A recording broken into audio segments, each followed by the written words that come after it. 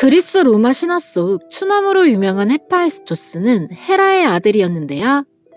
사실 그가 추남 소리를 들을 정도로 외모가 처진 건 아니었지만 그럼에도 불구하고 추남 소리를 들었던 이유는 바로 절름발이었기 때문입니다.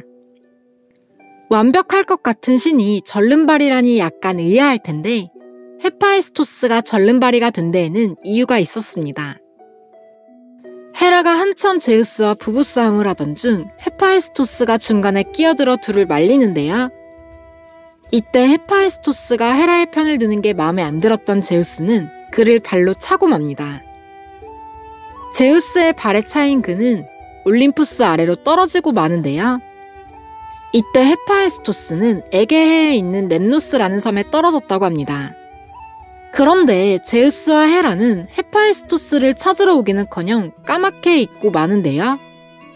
이렇게 부모에게 버려진 헤파이스토스는 렘노스 섬에서 훗날 아킬레우스의 어머니가 되는 테티스와 에우리노메의 보살핌을 받으며 대장장이 기술과 재련 기술을 연마했다고 합니다. 장성한 그는 뛰어난 손재주로 테티스와 에우리노메에게 아름다운 장신구를 만들어주는데요. 이 장신구들이 입소문을 타고 헤라의 귀에도 들어가게 됩니다. 장신구를 만든 주인이 자신의 아들임을 알게 된 헤라는 헤파이스토스를 올림푸스로 불러오는데요. 이때 헤파이스토스는 헤라를 위한 황금 의자를 바칩니다. 자신을 외면한 엄마도 엄마라고 생각했나봐요. 황금 의자를 챙겨온 헤파이스토스의 정성에 헤라는 의자에 앉아보는데요. 그런데 사실 이 의자는 앉는 사람을 속박하는 의자였습니다. 의자에 앉고 이 사실을 알게 된 헤라는 불같이 화를 내며 당장 풀라고 했지만 헤파이스토스는 들은 척도 하지 않았는데요. 그러자 이를 보다 못한 제우스가 헤라를 풀어주는 조건으로 아프로디테와의 결혼을 내겁니다. 안 그래도 아프로디테랑 결혼하겠다고 온갖 신들이 극성이었는데 제우스 입장에서 둘을 결혼시키면 일석이조였거든요. 물론 아프로디테 입장에서는 날벼락이었지만요. 아무튼 제우스의 조건이 마음에 들었던 건지 헤파이스토스는 흔쾌히 헤라를 풀어줬다고 합니다. 이렇게 해서 세상에서 가장 아름다운 여신인 아프로디테와 결혼을 하게 된 헤파이스토스는 꽃길만 걸을 줄 알았는데 웬걸 결혼만 했을 뿐이지 아프로디테는 항상 밖으로만 나돌았다고 하는데요. 헤파이스토스는 쉴 새 없이 애인을 만들고 다니는 아프로디테를 참아줬을 것 같지만 그렇지도 않았습니다. 여느 때처럼 그는 자신의 대장간에서 열심히 일을 하고 있었는데 그런 그에게 아폴론이 찾아오는데요.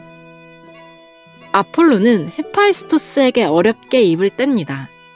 아폴론이 전해준 이야기는 충격적이었는데요. 아프로디테가 아레스와 바람이 났다는 이야기였거든요. 아니, 인간이고 신이고 애인 만들고 다니는 걸 모른 척 해줬더니 하다하다 이제는 내 동생이랑 바람을 핀다고? 열받은 헤파이스토스는 두 신을 향해 복수의 칼날을 갈기 시작합니다. 그는 아주 얇고 튼튼한 실로 그물을 만드는데요. 그 그물을 침대 위에 설치해놓고 일하러 간다며 집을 나섭니다. 그러고는 집 근처에 숨어서 지켜보는데요. 이때 헤파이스토스는 제대로 마음을 먹었던 모양인지 온 동네 신들을 불러 모읍니다. 이 사실을 알 리 없던 아프로디테는 늘 그랬듯 아레스를 부르는데요. 아레스는 아프로디테와 달콤한 시간을 보낼 생각에 득달같이 달려옵니다. 둘이 집으로 들어가고 난 후 헤파이스토스는 신들을 데리고 집으로 들어가는데요. 예상대로 둘은 그물이 있는지도 모른 채로 달콤한 시간을 보내고 있었고 뒤늦게 상황을 알아챘지만 그때는 이미 모든 신들을 보고 난 후였습니다. 창피하긴 했던 모양인지 이후로 며칠간은 아프로디테가 잠잠했다고 하네요. 이렇게 둘의 결혼 생활이 평탄하지 않았던 만큼 사이가 좋지 않았던 모양인지 둘 사이에서는 자식이 없었는데요.